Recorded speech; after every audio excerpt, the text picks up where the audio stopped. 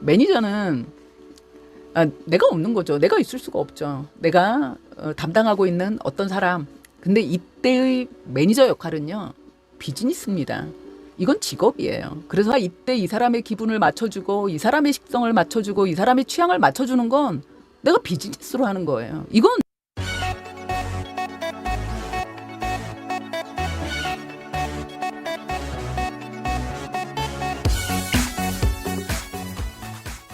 사람들이 끊고 맺는 거에 대한 어떤 그걸 냉정하다고 생각하는 두려움이 있어요.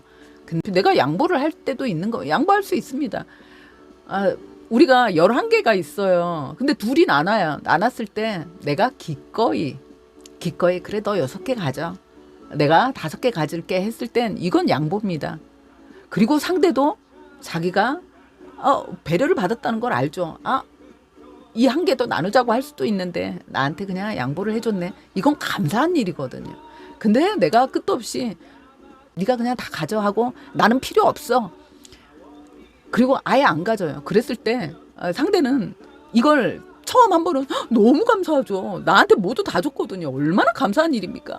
너무 고마워. 정말 고마워 합니다. 하는데 이게 2번, 3번 반복되면요. 그 다음엔 감사가 아니라 당연한 게 돼요. 그래서 둘 관계에서 어떤 게 생겼을 때 이건 당연히 이 사람하고의 관계에선 다 내 거예요. 근데 어느 날 이 사람이 12개가 생겼어요.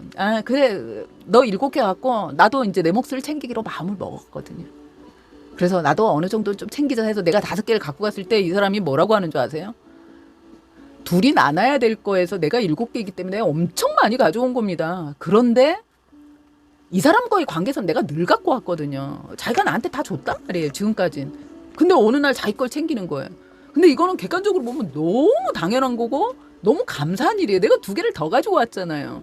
딱 반도 아니고. 그런데 나는 이 사람을 화가 나요.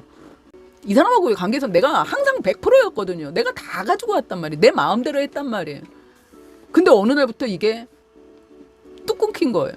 근데 3자적 입장에서 봤을 때 그리고 본인도 객관적으로 생각했을 땐 나한테 이득이에요. 분명한 이득인데도 그동안에 해왔던 습관 때문에 그동안 누적되어 온 경험이 그동안의 가치가 절반이 된 거거든요. 상대가 생각했을 때 그럴 때 자기는 손해봤다고 생각한다니까요. 그렇기 때문에 내가 지를 드려야 됩니다. 그런데 이 싫은 걸 싫다고 하는 거 그럼 나 어제까지는 그랬는데 근데 어제까지는 내가 이렇게 남의 인생에 도우미로 내 의견도 얘기 안 하고 그렇게 살았어요. 산 것 같아요. 생각해보니까 내가 그러고 살았네. 근데 어떻게 지금까지 그렇게 살았는데 내가 하루아침에 어떻게 바뀌어? 그럼 저 사람들이 날 다 미워할 건데? 그럼 난 남은 인생을 계속 이렇게 거지같이 휘둘리면서 살 수는 없잖아요. 어제까지 내가 그게 사랑받는 방법인 줄 알았던 거거든요. 그게 인정받는 방법인 줄 알고 그렇게 살았어요. 근데 아니에요. 해보니까 내가 너무 힘든 거예요. 그냥 힘만 든 게 아니라 내가 나를 미워하고 있는 단계가 될 수 있거든요. 그렇게 되기 전에 이건 싫은 걸 싫다고 얘기를 해야 됩니다. 해야 되는데 그래요. 나는 어제까지 그랬어요. 근데 오늘부터는 안 그래야 되겠는데 나 지금까지 퍼줬기 때문에 좀 전에 얘기했듯이 내가 이제부터 나를 좀 챙기려고 했을 때 나와 관계 맺고 있는 이 사람들이 날 변했다고 냉정하다고 하면 어떡하지? 물론 처음에 뚝 잘랐을 때는 아까 말씀드렸다시피 늘 나하고의 관계에서는 내 걸 다 가져갔기 때문에 내가 어느 순간 내 걸 챙기려고 하는 순간 상대가 서운해할 수 있습니다. 그 사람 입장에서 서운할 수 있죠. 그 사람이 나를 보는 가치는 100점이거든요. 내 걸 다 가져갔기 때문에. 그렇다고 내 인생을 내가 이제 알았어요. 이제부터 이렇게 살기 싫어요. 나도 내 인생을 찾고 싶어요.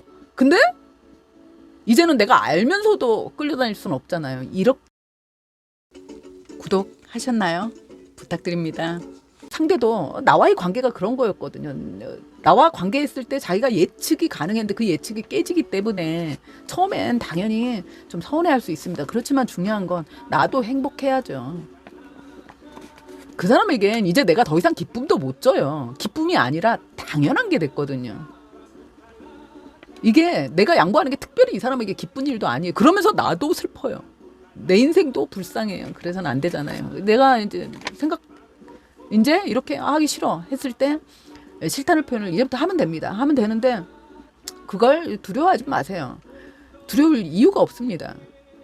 내가 지금까지 안 그랬던 것뿐인데 이걸 하다 보면 사람들이 또 사람들이 아주 그렇게 다 잔인하지만은 않아요. 처음엔 좀 서운해할 수 있죠. 저 옛날에는 안 그러더니 변했네. 그럴 수 있습니다. 하지만 내가 이제부터는 안 그럴 거야. 나도 나로 살겠어라고 결심해놓고 내가 나를 사랑하고 그 마음을 갖고 있으면서 늘 양보만 했던 사람이 갑자기 되지는 되지 않거든요. 그 얘기는 내가 이런 마음은 먹고 있지만 관계를 맺을 때 내가 한꺼번에 딱 자르지도 못하고 그리고 내가 더 가지려는 욕심도 안 부립니다. 그렇기 때문에 처음에는 서운해하겠지만 시간이 지나면 그 사람들도 결국 그 사람이 나한테 적응이 되는 거죠. 근데 그걸 적응을 못하고 그래도 기어이 나한테서 다 뺏겠다고 덤비는 사람이라면 이 사람은 나를 그냥 평생 호구 잡겠다는 생각인 거죠. 그랬을 때는 이 사람은 내가 내쳐야 되는 겁니다. 내 인생에서. 왜냐면 이 사람은 나를 호구로서 자기 옆에 두고 싶은 거지 1대1의 관계로 나와 인간적인 관계를 하고 싶다는 생각을 한 사람이 아닌 거거든요. 그리고 내가 이렇게 싫은 걸 싫다고 표현하고 이 싫은 걸 싫다고 표현해야 되는 게 정말 중요한 이유가 뭐냐면 내가 싫은 걸 싫다고 표현하기 시작하면요. 그 다음부터 내가 원하는 걸 표현할 줄도 알게 되거든요. 내가 싫은 건 싫다고 표현을 해라. 이건 이제 처음엔 당연히 나도 힘들고 하는 나도 안 해봤거든요. 안 해봤기 때문에 그렇지만 분명한 거 내 감정에 솔직한 거, 내 감정에 충실한 게 바로 나를 사랑하는 첫 번째 시작이기도 합니다. 내가 내 감정을 죽여가면서까지 남의 비율을 맞춰서까지 얻을 수 있는 게 뭐가 있을까요? 그나마 사랑도 못 얻는다니까요. 이 사람에게 나는 그냥 호구인데요. 호구를 사랑하지 않아요. 호구는 만만한 겁니다.